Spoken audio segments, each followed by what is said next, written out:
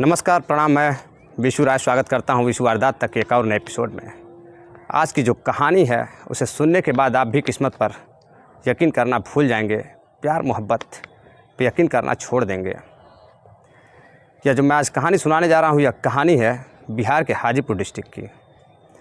Hajipur district में एक लड़का रहता है संजय, जिसकी ननिहाल में एक लड़की रहती है गरिमा।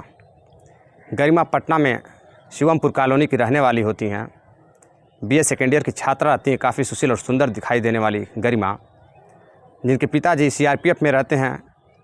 राजेंद्र सिंह उनका नाम रहता है। और गरिमा की जो माताजी रहती हैं, उनका कार एक्सीडेंट में बचपन में ही मृत्यु हो जाती है।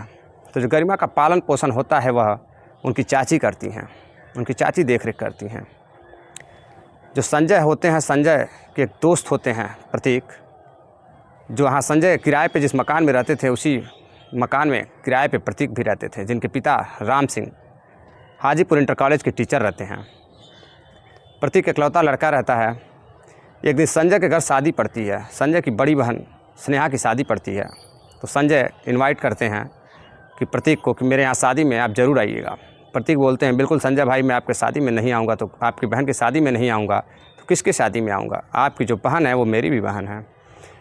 खैर, संजय की बहन की तिलक जा रही होती है और उसी दिन प्रतीक पहुंचते हैं।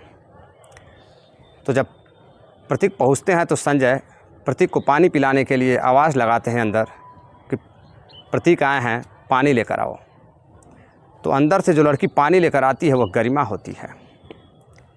गरिमा को देखते ही प्रतीक जो है सन रह जाते हैं, क्योंकि गरिमा जो है बहुत खूबसूरत लड़की रहती हैं, कोई भी देखने लगता। प्रतीक फिसलने लगते हैं और गरिमा भी एक नज़रों से देखने लगती है और पूछती है कि पानी और लाऊं या फिर इतने से काम चल जाएगा? तो प्रतीक बोलते हैं नहीं, प्यास तो बुझ गई। इतने में स्माइल करती हैं गरिमा और चली जाती हैं। फिर रात में तिलक चढ़ाने के बाद उस दिन जब प्रतीक वापस आते हैं तो रात में वहीं छत पे सो रहे होते हैं। रात को करीब 11 बज रहे होते हैं। तो देखते हैं कि कई बार गरिमा ऊपर नीचे छत पे चक्कर लगा रही होती हैं, लेकिन छत पे कई लोगों की होने की वजह से न प्रतीक कुछ कह पा रहे थे, न ही गरिमा कुछ कह पा रही थी। प्रतीक सुबह उठते हैं और संजय के साथ हाजीपुर निकल जाते हैं, क्योंकि संजय को ड्यूटी जाना होता है। गरिमा से मुलाकात नहीं हो पाती है। इधर प्रतीक तड़फने लगते हैं कि गरिमा से मेरी बात नहीं हो पाई। उधर गरिमा प्रतीक से बात करने के लिए तड़फ रही होती हैं। जैसे तैसे दोनों के दिन कटते हैं। शादी के दिन गरिमा प्रतीक का इंतज़ार कर रही होती है, क्योंकि उसे पता रहता है कि संजय के दोस्त हैं प्रतीक, तो आएंगे ज़रूर। प्रतीक पहुंचता है, गरिमा देखती हैं और मुस्कुराने लगती हैं। फिर प्रतीक छत पे जाता है और इशारा करता है कि छत पे आओ। जब छत पे जाती है तो वहाँ कोई होता नहीं है।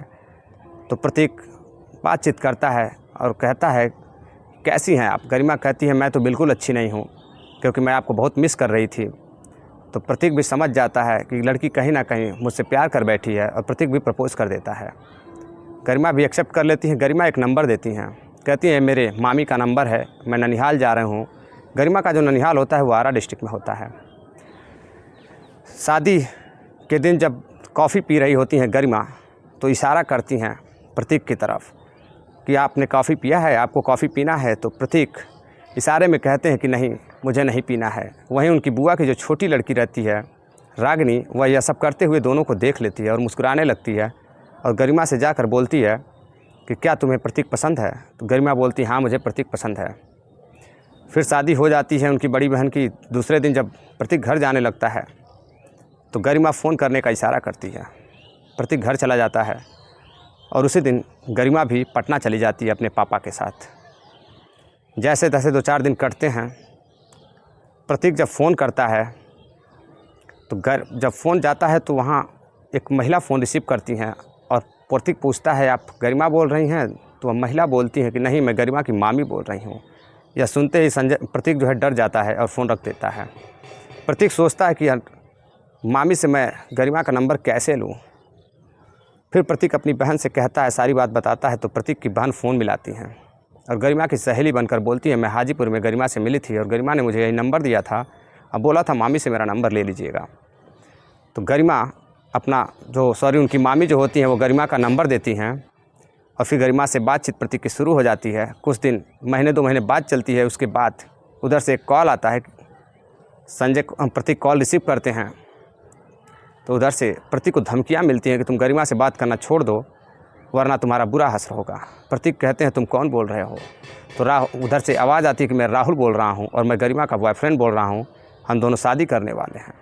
तो प्रतीक बताता है कि वो मुझसे शादी में मिली थी और मुझसे प्यार करती है, तुमसे कैसे शादी कर लेगी? तो बोलता है जो भी हो यह बात तुम गरिमा से कंफर्म कर लेना। प्रतीक गरिमा को फ़ोन करता है, गरिमा फ़ोन रिसीव करना बंद कर देती हैं, फ़ोन उठाना बंद कर देती हैं। प्रतीक परेशान हो जाता है। प्रतीक पटना पहुंचता है और जब पटना पहुंचता है तो उसको गरिमा का एड्रेस का कुछ पता नहीं होता है वह, लेकिन गरिमा ने बताया था कि वह वहाँ के एक महिला कॉलेज में पढ़ती है। उस कॉलेज के बाहर प्रतीक इंतज़ार कर रहा होता है। तभी उधर से गरिमा करीब 10:30 बजे आ रही होती हैं अपनी सहेलियों के साथ। प्रतीक जाकर सामने खड़ा हो जाता है और गरिमा डर जाती हैं कि प्रतीक यहाँ कैसे आ गया, और वो पूछती है तुम यहाँ कैसे आ गए? प्रतीक बताता है कि मेरी चाहत तुम्हारे पास खींच लाई है और तुम मेरा फ़ोन क्यों नहीं रिसीव करती थी। गरिमा बोलती थी कि मैं राहुल से प्यार करती हूँ, तुमसे तो मेरी सिर्फ दोस्ती थी और तुम्हारी फ़ोन की वजह से मुझे डांट पड़ी है और मैं घर में बहुत सारे डांट सुनी हूँ। पापा ने भी मुझे फ़ोन करके बहुत डांटा है, मैं बिल्कुल तुमसे बात करना नहीं चाहती हूँ। प्रतीक को कुछ समझ में नहीं आता है। प्रतीक गुस्सा होता है और 2-3 थप्पड़ लगाता है और कहता है कि तुम्हारे जैसी बदतमीज़ लड़की मैंने कभी नहीं देखा। जब ऐसा ही करना था तो तुमने मुझे अपने प्यार जाल में फंसाया ही क्यों? फिर वहाँ से प्रतीक चला जाता है और गरिमा रोने लगती है और उनकी सहेलियाँ मजाक लेने लगती हैं कि ये कौन है, ये लड़का कौन था जो तुम्हें थप्पड़ मार के चला गया? गरिमा कुछ नहीं बोलती हैं, अपने घर चली जाती हैं। 2 महीने बाद हाजीपुर में एक तालाब है, तालाब के पास एक जंगल है, वहीं पे एक लाश मिलती है।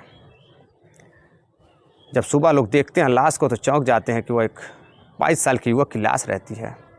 पुलिस को जब लोग फ़ोन करते हैं, पुलिस मौके पे अपनी टीम लेकर पहुंचती है, शिनाख्त करती है तो पता चलता है यह लाश राम सिंह के बेटे प्रतीक की है और वो राम सिंह हाजीपुर इंटर कॉलेज के टीचर हैं। उनके पिताजी को फ़ोन किया जाता है, उनके पिताजी आते हैं और जब यह सुनते हैं कि उनके बेटे की हत्या हो गई है, देखकर रोने लगते हैं, चिल्लाने लगते हैं, समझ नहीं पाते हैं कि यह कैसे हो गया। जब पुलिस उनके पिताजी से पूछती है कि आपको किसी पर शक है, आखिर ये हत्या किसने की होगी, तो वो कहते हैं मेरा बेटा सिर्फ पढ़ाई लिखाई में मन लगाता था, ऐसी कोई बात नहीं, मैं किस पर बताऊं, यह तो घर ही पे रहता था। कल रात शाम को यह मार्केट के लिए निकला था और गायब था, तो मुझे लगा किसी दोस्त के यहाँ होगा, वापस आ जाएगा। फिर कॉल डिटेल सब निकाली जाती है संजय की, तो पता चलता है कि यह मार्केट नहीं है तो पटना गया हुआ था। तो जब उनके पिताजी से बात होती है और पूछा जाता है कि ये पटना किसी को जानता था, तो उनके पिताजी बताते हैं कि हाँ एक लड़की थी, उससे बात करता था, लड़की का नाम गरिमा है। जब लड़की का कॉल ट्रेस निकाला जाता है, कॉल डिटेल्स निकाली जाती है, तो पता चलता है कि यह दोनों की जो फ़ोन की लोकेशन है यह हाजीपुर में करीब 5 बजे सुबह में मिली थी। जब गरिमा को गिरफ़्तार किया जाता है और पूछताछ होती है तो गरिमा बताती हैं कि यह मुझसे बेहद प्यार करता था और मैं किसी और से प्यार करती थी और यह बात इसको समझ में नहीं आती थी।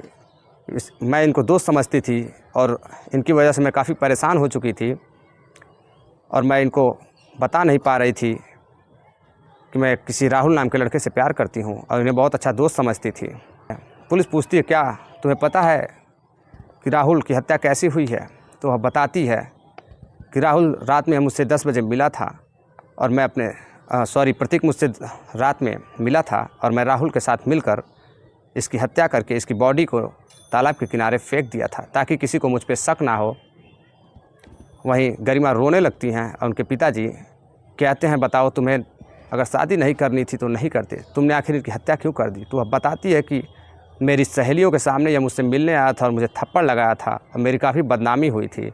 उस दिन से मेरी सहेलियाँ जो है मुझसे बात नहीं करती हैं, इसलिए मैं प्रतीक से काफ़ी चिढ़ती थी और मैं बदला लेने के चक्कर में पड़ी रहती थी। मुझे उस दिन का इंतज़ार था जिस दिन मैं प्रतीक से बदला लेती। खैर दोनों को जेल भेज दिया जाता है, राहुल और गरिमा को। प्रतीक का अंतिम संस्कार उनके पिताजी करते हैं।